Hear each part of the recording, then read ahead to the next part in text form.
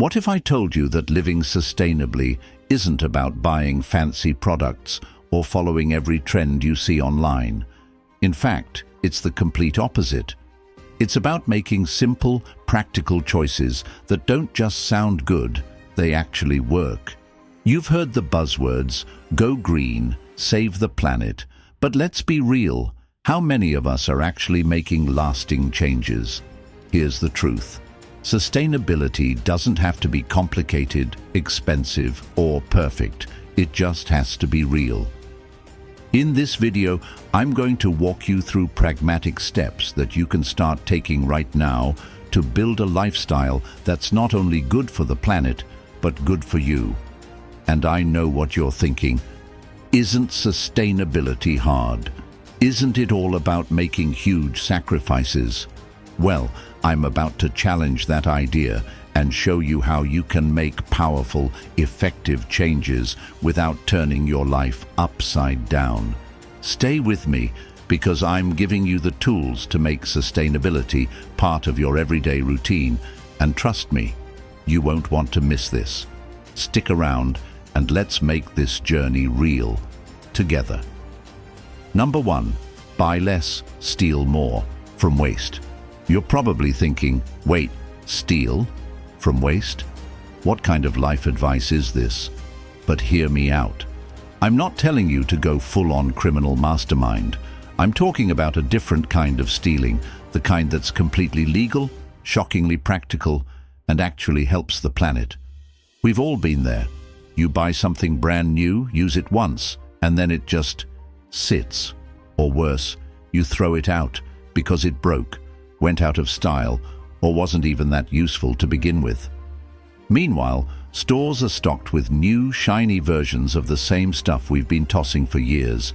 And let's be real, half of that brand new stuff is just cheap junk wrapped in fancy packaging. Here's the thing, the world is overflowing with perfectly good stuff that people throw away.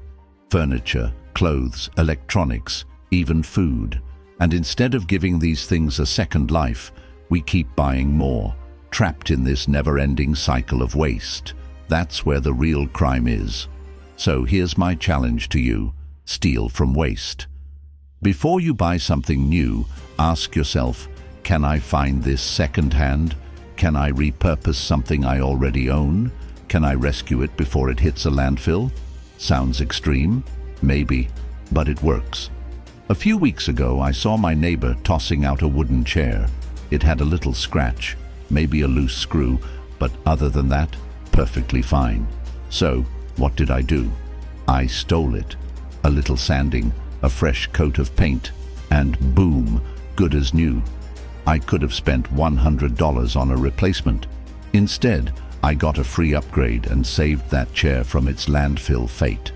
Now, imagine if we all did this. Imagine if we refused to be mindless consumers, if we gave things a second chance before running to the store. It's not about being cheap, it's about being smart. It's about rejecting the idea that new automatically means better. Because let's be honest, half the things we buy don't make us happier. They just make us broke and add to the clutter. This isn't just about saving money, it's about reclaiming your space, your creativity, and your sanity. It's about refusing to let corporations dictate what's valuable and what's trash. It's about looking around and realizing that sometimes the best things in life aren't bought, they're found. So the next time you're about to throw something out or see someone else doing it, ask yourself, is this waste or is this a missed opportunity? Because the best way to beat the system isn't to buy less. It's to take back what was never really trash to begin with. Number 2, meat once a week, not once a meal. All right, here's a little challenge for you. What if I told you that eating meat just once a week could actually make you feel better, physically, mentally, and maybe even financially? I know what you're probably thinking. Wait, I can't just eat a burger once a week. That sounds like a drastic change. And honestly, I get it. But trust me on this one. Hear me out before you write me off as some crazy plant-based zealot. We've all been there. ordering that double cheeseburger or tossing a steak on the grill because, well, it feels normal. Meat has become this essential part of almost every meal, right? It's the thing that makes us feel full, satisfied, and, let's be honest, a little bit proud of our culinary expertise. But here's the catch. What if eating meat constantly isn't just bad for your health? What if it's actually bad for your wallet, your environment, and even your energy levels? You know the type. Someone who's just had a huge steak dinner, then a couple of hours later feels sluggish, heavy, and just kind of bleh. Ever had that? Maybe you've even noticed how your grocery bills skyrocket when you keep buying expensive cuts of meat. But what if, instead of having meat with every meal, you could make it a treat, a special occasion? Imagine this.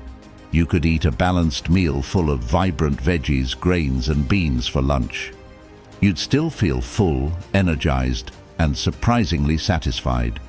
Then, once a week, you have this amazing, mouth-watering steak or chicken, and it's that much better because it's not an everyday thing. It's something you look forward to, not something that's always there, taking up space in your diet. I did this for a month. I was skeptical at first. I mean, I love me some chicken wings, right? But once I committed to this meat once a week idea, I noticed a few things. I felt lighter, less sluggish, less bloated, and way more energized throughout the day. My grocery bills dropped. Who knew tofu and lentils were so cheap? And here's the kicker. I started to actually look forward to my weekly meat treat. It wasn't just about filling the void. It became a moment to savor, not a routine. Here's the real beauty of this strategy. It's not about telling you to abandon meat forever or go full vegetarian.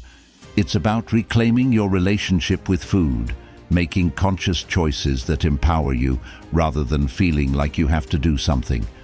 You're not just following some food trend, you're making a move toward balance. And let's face it, balance feels good. This isn't just about cutting down on calories or saving the planet, though trust me, both happen when you do. It's about reclaiming your health, your energy, and even your joy around food. It's about showing yourself a little love, not overindulging in something that, let's be honest, might be slowly dragging you down.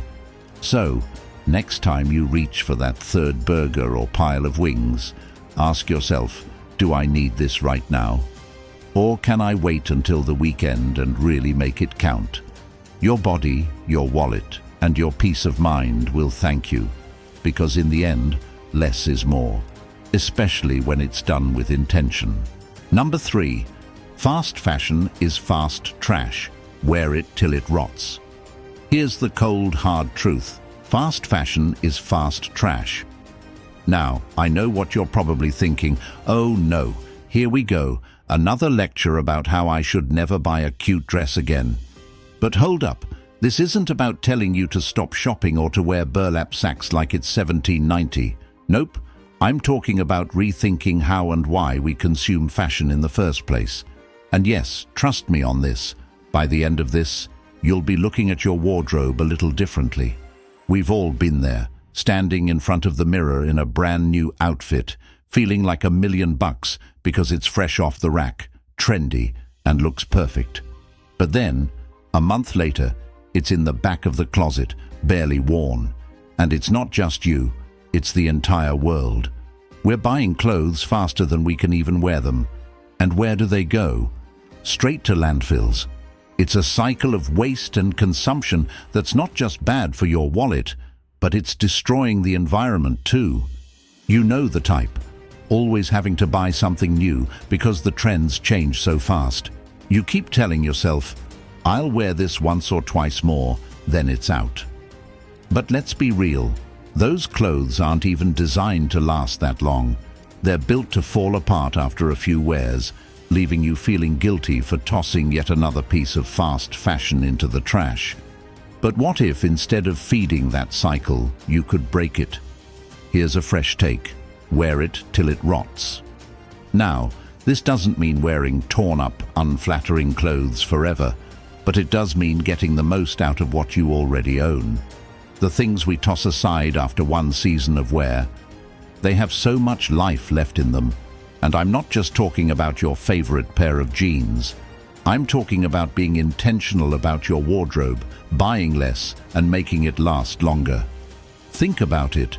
What if you focused on quality over quantity? What if your clothes were made to be timeless instead of trendy? I tried this out myself. Instead of constantly hitting the stores, I started focusing on buying fewer, better quality items. One day, I realized that I had a few shirts in my closet I hadn't worn in a while. They were just sitting there, still in great condition.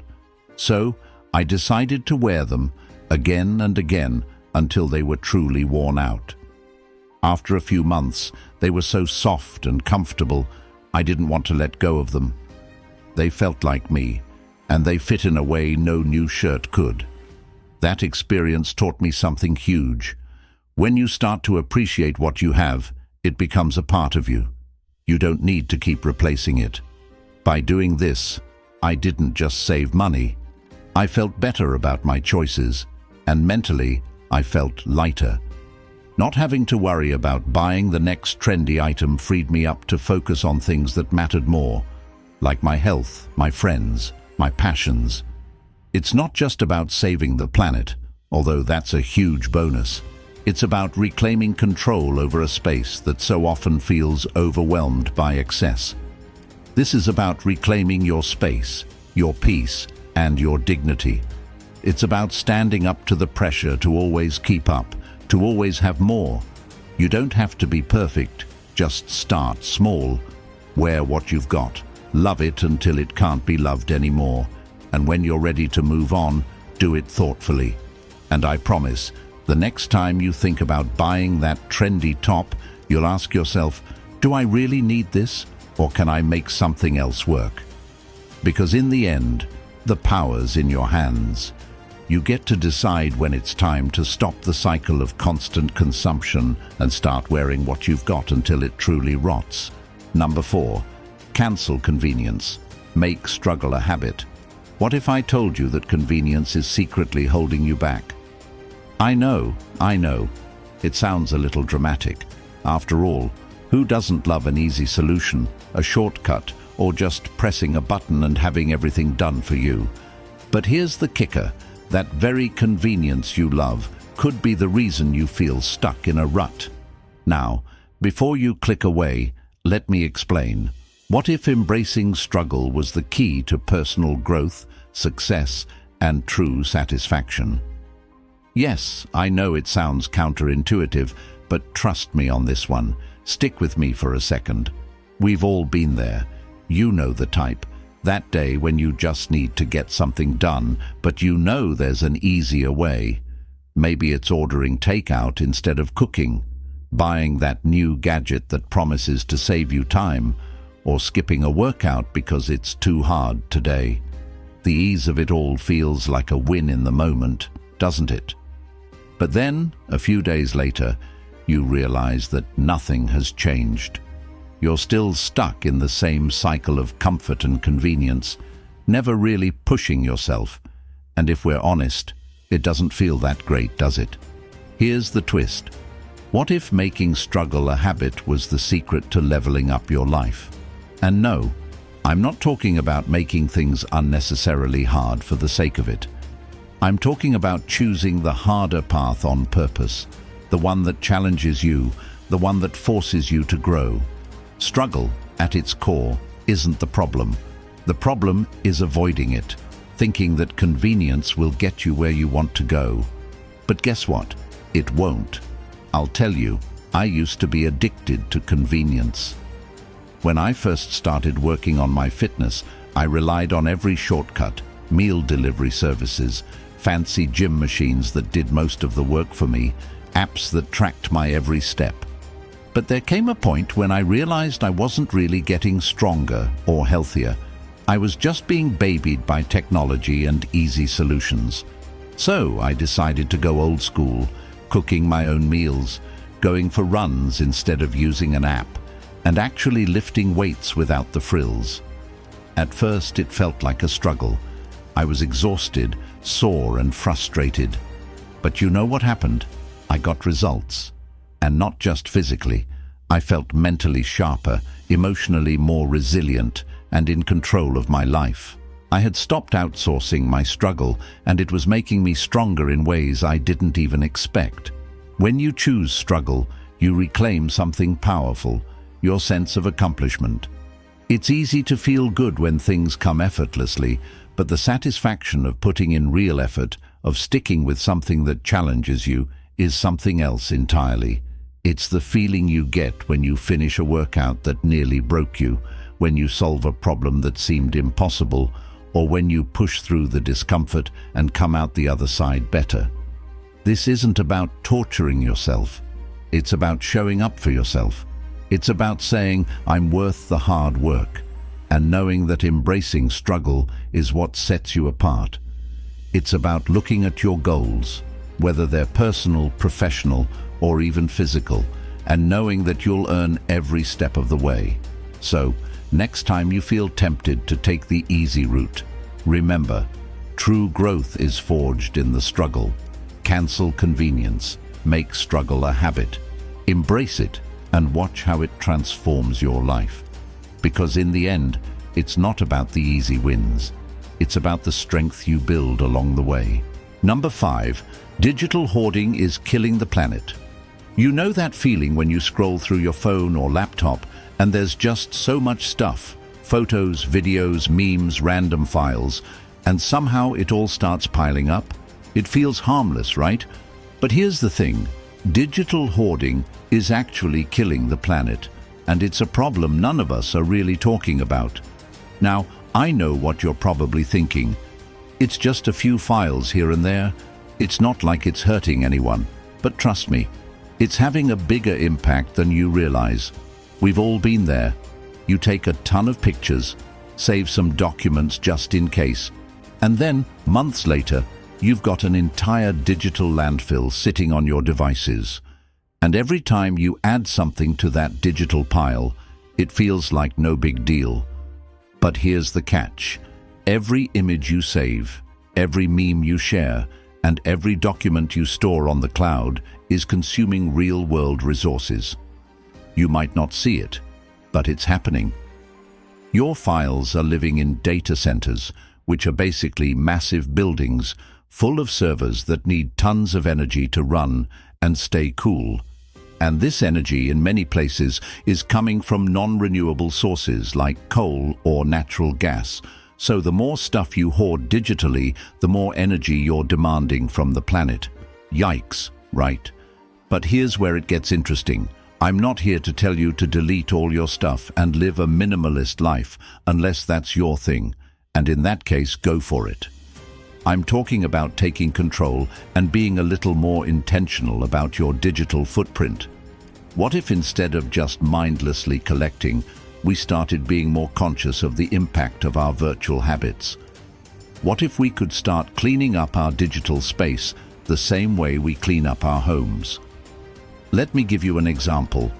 A while ago, I realized that I had a bunch of random videos saved to my phone, old clips from vacations, memes I thought were funny, and I kid you not, 100 screenshots of recipes I'd never make. And they were all sitting there, taking up space and contributing to unnecessary energy consumption. So, I went through my phone and deleted what I didn't need. It felt great. It wasn't just about freeing up space on my device. It was about taking a small step in the right direction. I was actively reducing my digital footprint, one file at a time. And guess what? I felt empowered. I felt like I was actually doing something to make a positive change, even if it was small. Here's the thing. Taking responsibility for our digital habits doesn't just benefit the planet. It benefits us mentally too. When you declutter your digital world, you're not just making space on your devices. You're making space in your mind. It's easier to focus, to be present, and to feel more organized. Less digital clutter equals more mental clarity. And in today's world, who doesn't need a little bit of mental clarity? So, next time you're scrolling through your phone, ask yourself, do I really need this file? If the answer's no, just delete it. It's that simple. Take a few minutes to clean up your digital space and know that every file you get rid of is a small victory for the planet. You have the power to make a difference, even in the smallest of ways. By eliminating digital hoarding, you're doing more than just tidying up your phone. You're making the world a better place. And trust me, the planet will thank you for it. The next time you feel tempted to save that random meme or screenshot, think about it. Is it worth adding to the mountain of unnecessary data? Let's make better choices. Your space, your peace, and our planet deserve it. Number 6. Compost or die trying. Here's a bold statement for you. Compost or die trying. Now, I know what you're probably thinking. Okay, that's a bit extreme. But stick with me for a second, because this isn't just some eco-friendly buzzword. It's a real solution to a problem we all face, one that's been quietly piling up under our noses. So what's the deal? Why should we start composting? Because whether we realize it or not, our waste is suffocating the planet. And the solution to this? Composting. You know the type. The half-full trash bags, the food scraps, the banana peels, the leftovers we didn't finish. We toss them in the garbage without a second thought, right? But what if I told you that by simply shifting the way we manage that organic waste, we could be making a world of difference? You've probably heard about composting before, but let me ask you, have you ever really considered it? I mean, seriously considered it? Because trust me, it's easier than you think, and way more powerful than most people realize. Okay, so here's the twist. Composting isn't just about being nice to the planet, though it's definitely that. It's about taking control of our impact in a tangible way. The average person generates a whole lot of waste, and that waste, when left to rot in a landfill, releases methane, a gas way more harmful than carbon dioxide. Yikes, right? But when you compost, you're turning that waste into something productive, nutrient-rich soil that can feed plants, trees, and even your garden. It's a win-win. Here's a personal story. A while back, I decided to try composting. I'd heard a lot about it, but I wasn't sure if I could stick with it. My kitchen was already crowded, and I didn't have a fancy compost bin. But I figured, why not? So I started small, just a corner of my backyard with a basic bin. At first, I felt like a bit of a joke, throwing in coffee grounds and veggie scraps, wondering if it would ever really make a difference. But months later, I opened up that bin to find the richest, darkest soil I've ever seen. And let me tell you, there's nothing more satisfying than realizing your trash can actually be a resource. Suddenly, I wasn't just throwing things away, I was creating something. Here's the kicker. When you start composting, you're not just reducing waste, you're shifting your mindset. It's like you're reclaiming your power over something that seems so insignificant, your food scraps. But really, it's about reclaiming your space, your peace, and your dignity. Every time you compost, you're saying, I'm not just part of the problem, I'm part of the solution. That feeling of agency is something we could all use more of in a world that sometimes feels too big for one person to make a difference. So here's the challenge. Start composting. Start small, but start. Don't wait for the perfect moment or the perfect compost bin. Just begin. And over time, watch how it shifts not only the environment around you, but your mindset too. You've got the power to make a difference, one banana peel at a time. Compost or die trying. That's how we make the world better. And trust me, the planet's going to thank you for it. Number 7. Forget recycling. Focus on refusing. Here's a truth bomb for you. Recycling is overrated. Now, hold up before you throw your recycling bin at me. Hear me out. Yes, recycling is important, but it's time we flip the script. What if I told you that focusing less on recycling and more on refusing could have a bigger impact? It sounds simple, right? But trust me, it's a game changer. Now, I know you're probably thinking, wait, isn't the point of being eco-friendly to recycle and reuse stuff? Yes, that's part of it. But what if I told you that the most effective way to reduce waste is to never create it in the first place? Seems pretty straightforward, doesn't it? Think about all the packaging, plastic and single-use items we're constantly bombarded with. We're conditioned to accept them because it's easy. But what if, instead of waiting to recycle that coffee cup, we just said, "No thanks, I'll bring my own cup"? We've all been there. You're at a store or grabbing a coffee and they hand you a plastic bag or a disposable cup without even asking if you need it. It's so easy to just take it.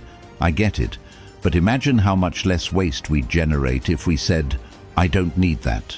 It sounds small, but those little no's add up. And I'm not talking about making yourself a pariah in society. I'm talking about choosing to refuse what doesn't serve you or the planet before it even becomes a problem. Here's a quick story from my own life. A while ago, I started taking my own shopping bags everywhere I went. At first, I was self-conscious, like, is this really necessary? Am I just being extra? But you know what? After a few weeks, I realized how empowered I felt. Every time I walked into a store and said no thanks to that plastic bag, it wasn't just about saving the environment. It was about reclaiming my choices. It was about saying, I don't have to take this just because it's convenient. And honestly, once I started, I never looked back. Refusing isn't just about rejecting waste. It's about rejecting convenience at the expense of your planet. It's about being mindful of what you actually need and saying no to what's unnecessary. And here's the emotional kicker. Refusing gives you a sense of control over your environment, your choices, and your impact. Instead of feeling helpless in a world of disposable everything, you take the power back. You don't have to wait for someone else to recycle for you. You're cutting the problem off at the source. So here's the challenge. Next time someone offers you something you don't need, say no. Be bold, be intentional, and know that you're not just reducing waste. You're living by a standard that says, I choose the planet over convenience. This is about reclaiming your space, your peace, and your dignity. It's about saying, I refuse to be part of a system that prioritizes quick fixes over long-term solutions. It's simple. Refuse the waste, and the planet will thank you for it. One no at a time. Thank you so much for watching. I hope this video gave you some practical insights on how to build a more sustainable lifestyle without overcomplicating things. If you found it valuable, don't forget to hit that like button. It helps a ton. And if you want more content like this, be sure to subscribe, because I'm all about making sustainable living easy, accessible, and, most importantly, doable. Know someone who could use a little boost in their sustainability journey? Share this video with them. It might just be the spark they need. I'd love to hear your thoughts too. Drop a comment below and tell me what sustainable steps you're already taking or plan to take. We're in this together, and your experience could help inspire someone else. Remember, small, consistent actions can create big change. Building a sustainable lifestyle isn't about being perfect. It's about showing up and doing what you can when you can. Keep pushing forward, keep learning, and keep living with purpose. I'll see you in the next one.